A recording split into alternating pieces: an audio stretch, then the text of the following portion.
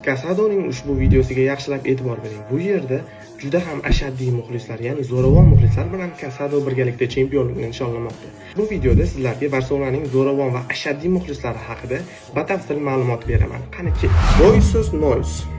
Boysus Nois telba yigitlar 1981-yilda tashkil etilgan Barselona futbol klubining eng mashhur va zo'ravon muxlislar guruhi hisoblanadi.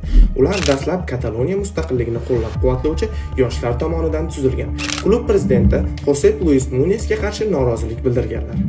Xo'p, tarixiy rivojlanishga kelsak, Boysus Nois dastlab Camp Nou stadionining janubiy tribunalarida o'tirishar edi. Keyinchalik shimoliy tribunaga ko'chirildi.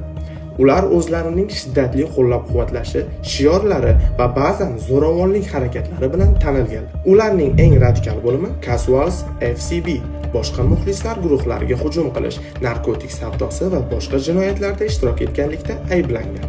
2003-yilda prezident Juan Laporta ularning stadionga kirishini qat'iyan taqiqladi. Bu esa guruh bilan klub o'rtasidagi aloqalarning uzilishiga olib keldi. Boysus Nois a'zolari bir nechta jiddiy jinoyatlarda ayblangan. 1991-yilda ular Espanyol muxlisini o'ldirishda aybdor deb topilganlar.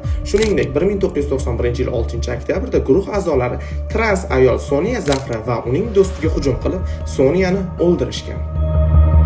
2021-yilda Ispaniya politsiyasi Boysus Noisning neonatsist rahbarini qo'lga oldi.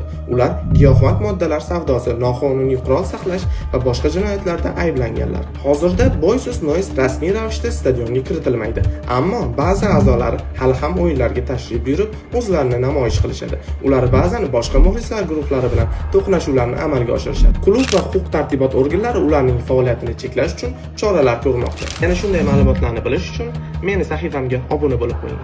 Hammaga yaxshi kayfiyat.